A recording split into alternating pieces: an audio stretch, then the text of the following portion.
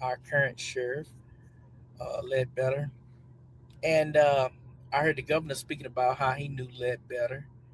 And I know the governor. The governor had me, and he wanted to speak with 10 influential black guys in the state of Mississippi to see what we can come up with to get a better black turnout at the voting polls.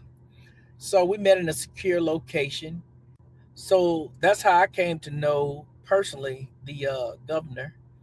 And me and Mikey said we've been friends for quite a while. And the sheriff. So I want to speak about our sheriff. Okay, people saying, did he speak prematurely when saying that no foul play with Nolan? Well, here's the case. At the time, that was all he had to go off of. It looked like a drowning. When they found his body, it was early on in the investigation. You just think it was drowning. But here's what happened. His mother started asking questions about what happened to my son. Well, when that happened, uh, mom was the word. Nobody was answering any of her questions. They couldn't answer them. They wasn't giving her any answers. And then she heard they lawyered up. Well, that sparked suspicion in her mind. Why are you lawyering up? My son just drowned while y'all was out here. Tell me what the story was. And now, a drowning man reached for a straw, and Ben Crump is her straw right now. She's reaching to find any type of answers. That's all that was. And even though I'm not a Ben Crump fan and how he went about coming down here doing that, saying race first, I didn't agree with that at all.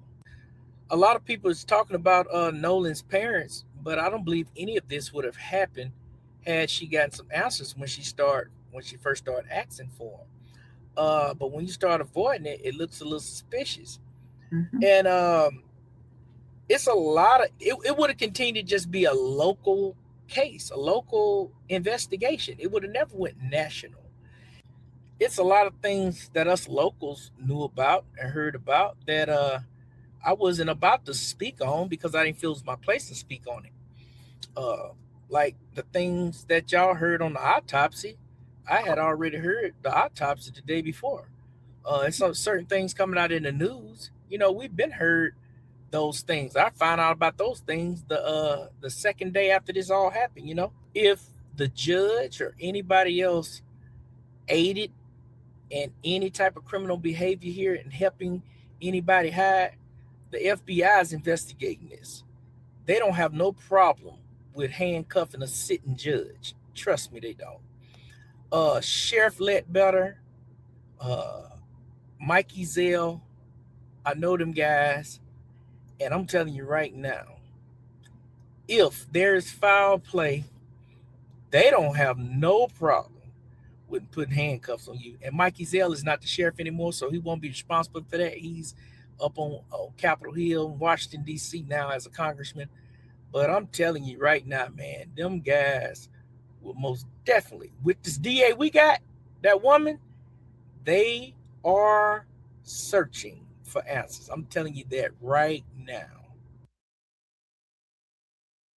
You made it. So there you have it. There you have Cutting with E is his name. If you want to follow him on his platforms, we are going to be talking about him in our first segment of the town hall tonight with him and Don Lemon. But I want to kind of start it off with a little icebreaker. What did you think about what you just heard, Rain? I mean, he made a lot of sense. You saw me shaking my head um, through some of what he was speaking about. Initially, if Christine was satisfied with and given an answer to how her son actually passed, and the situation surrounding his passing, this would not have been a national issue. I think that once the pictures got out, um, of course, we as a public made it a race issue because of the narrative that got spewed. One black boy around three, one black young man around three white young men. So that narrative got spewed all over because of the image that it portrays. Of course, Mississippi is notorious for racial things that go on down there, and has been the history, of course. Um, but I really, as a mother, I agree with him when he said that if, and I understand that an investigation needed to happen, but if they were more forthcoming and transparent with her, I don't think it would have gotten this far. I really don't. I've been saying this since the beginning. I think Mississippi has drugged their feet. I understand time is needed for things. I understand that there's a process and everything. I understand that. But with that being said, some of the things Christine has said, like she did reach out to the sheriff's department, and were not they were not transparent with her. They were not forthcoming with information. So as a mother, I'm going to start searching myself. If I can't get what I need from the law enforcement, I'm going to start asking questions myself and start searching for answers myself. If you're not aiding me and I'm not satisfied to that extent, then that's what I'm going to start doing. So, Definitely, definitely understand, and mm, I definitely agree with you. Want to welcome in Valerie. Valerie says she lives on the Gulf Coast as well. So thank you, ma'am, for coming in. Joanne Roberts, we appreciate your opinion regardless how upset you may be. This is what the town hall is for. yeah. So we want to hear everybody's truth. We're not here to debate. We're not here to argue. Everybody can have their own form of right. We're just here to bring up the facts, talk about everything. But hey, everybody has the right to be upset as well. Um, the biggest thing we're trying to do on our town halls is not create new narratives that get people more confused, but to Hmm. create a balance in the conversation. Yeah. Because that gentleman said something. His real name is Emmanuel. Emmanuel said something very important that I think a lot of people was missing, right? And I know me and Rain talk about this all the time, and I said it at the very beginning. The sheriff didn't jump the gun; he gave you the information he had. Mm-hmm. That was nothing. Everybody was so emotional about the event that we then put our emotions into the response that we received instead of just saying, "Hey, right now with what we see, there is no there is no evidence that says there's foul play. It's all about how you want to take it. We all can feel that it's suspicious there. We all can be upset and angry, but Mm-hmm. his words were no different than what we're getting every day, right? Every day we're still getting everybody's emotional narratives, but nobody's getting anything new. Nobody, and we're not going to get anything new. From this point forward, with the grand jury coming into place, we're not going to hear anything from Mississippi. You're not going to hear anything new. So you Mm-hmm. can be upset, you can be frustrated, but the biggest thing is you know where you are now. Like of course, we're going to get leaks, we're going to get information, uh, and everybody's now asking about evidence, things of that nature. You're not going to see it. That's why they chose to go to the grand jury. And we broke that down on our first town hall as well, just the difference between a grand jury and things of that nature. I would Mm-hmm. highly suggest people go actually look up what is accomplished in a grand jury, because I think it'll help you better understand what's going on. But we also want to bring you guys different forms of communication of who's talking about this. You got people who are from Mississippi, who are speaking on their own experiences in Mississippi. Yeah. I think those people experiences mean more than our experiences, right?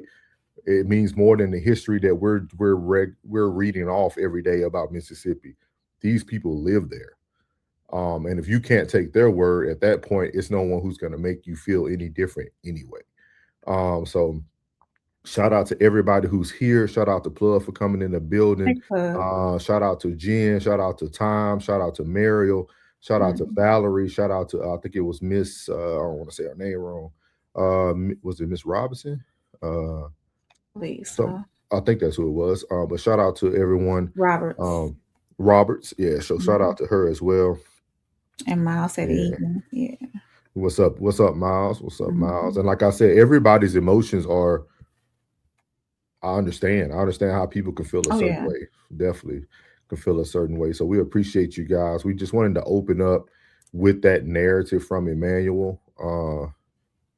So just a lot there. We're not going to be able to read all the chats, guys, but we are going to put them on the screen. We highly encourage anyone who would like to come up. If you let us know, we are available to drop the link for each segment that we're doing. We can give you 2 minutes to speak how you feel about the situation, and then we'll move on. Again, myself and Rain are not here to debate, argue, or try to convince you any other way, but we do want to put information out there. So I will say this: what Emmanuel sees in Mississippi is going to be different. Everybody's view is going to be different. Just like my hometown, I'll see it different than the outsider sees it. You know, the outsider is gonna see, or maybe even know what history may have gone down. The person that's from that town, who lives in that town every day, is gonna have a different point of view of how their city operates, of how people move around in their city, you know, of how crime ridden it may be, or how racial it may be, you know. So my point of view of my city is going to be different from an outsider's point of view of my city and what they see as well. I just wanted to put that just came to my head. I wanted to put that out there. Yeah. yeah, and shout out to I don't want to say your name incorrect. I think it's Culinay or Clemente, yeah. Culinay Michelle. Shout Hmm. out to you from the DMV. That's where I retired yet a couple years ago in the DMV. So shout out to you, ma'am. Um, and then let's see here. She said the sheriff did jump the gun, saying it was a drowned. Okay. Um, Plug said that Blackity Blacks think we aren't concerned about the conversation because we need more facts to create an argument. Uh, Hmm. they said I've been keeping up from the beginning, and this is just so sad. How is no person that was out there said anything to say? Um, I've said that from day one. yeah, but again, I think Lynette said something very important as well Mm, with the grand jury. Of course, I said this from the get go for those who have been following us on here are no middleman. I told everybody the worst thing to ever happen was the grand jury because everything we're saying in the chat tonight could actually be untrue. You yeah, won't know if somebody came forward anymore. You won't know if somebody's telling their side of the story. We don't know now if somebody's actually said they seen him drown or they seen him at a location at this. We won't know that until now it goes to trial. yeah, That's why I was telling people like education, knowledge is power because grand jury kind of said it in the manner right. He said it like it could be a magnificent cover up. And I feel like, hey, that could have some validity because that's what a grand jury ultimately does for people, right? Somebody can already have come with the truth, but they already asked for immunity or they already asked for like I don't think we understand like that process of the grand jury actually makes this even more tainted depending on how you feel about the whole situation. So just something to really think about. But again, man, we're here just to bring the information from different standpoints, different perspectives. mhm, I don't know if you guys have noticed that this conversation has pretty much left Nolan Wells, and now you have people like DL Hughley and Officer Tatum going back and forth at each other. None of that stuff matters in the loss of Nolan's Wells' life. it So it's does. almost like why are we talking about things that have no no just no, it's not it doesn't have any it doesn't have anything to do with the case, and we want to talk about things that have something to do with the case. Um and I think it's very unique too that we're going to talk about it later, but everybody who comes out and say they now know the Wells family, once it sounds like once they hear what they don't want to hear, they don't know them Or they're not really that or close. they're not really that close. But then Yeah. these people are giving very detailed information. Emmanuel cuts his hair. He knew his dad. He knew the sports. Like these people know so many details about these families, but then it's like we don't want to take. So it's to me, it's very unique. Mhm. Kane said your view is also based on some of your experience. That's facts. That's facts. Yeah. That's fact. That's facts. Plus, so they want to pull out Ninja Car because we try to create dialogue instead of. Oh, okay. I see what you're saying. Oh yeah. What's up, Penny? What's up, Penny? Jimmy can't wait to hear. She said, I've been watching. Yeah, yeah. My spouse served 30 years at DC. Is that the DC Metropolitan Police? I understand law enforcement to seeing a lot from both ends. Yeah, yeah. Mm, We appreciate your experiences too. We appreciate you guys tonight. yeah. Plus, said my clients from Mississippi said none of their families have no information whatsoever, and they are right there. That's why I feel like it's a cover up. I understand. I understand. Yeah. Um, all right. Thank you to Jesus Disciple. Kane said, well, the attack that the parents are making on Wales legal counsel is highly problematic. She said, yes. Okay. Hmm. Well, we appreciate y'all tonight. We appreciate y'all being up late with us tonight, being up late with us. Penny said, everybody trying to make their, yep, that's the conversation nobody wants to have, Penny. Every, Yeah. that's why our the town halls won't be as exciting to people who are looking for race or you're looking for, we're here to bring you information that people are bringing. You can build your own conclusion off of it. We're not here to create something for you. But I really feel that if we listen more, thank you. Oh my God. Thank you. We try. We try. Yeah. Yeah, yeah. I feel like you have, but Clay, I came from the hood. I grew up in a very violent town of Shreveport, Louisiana.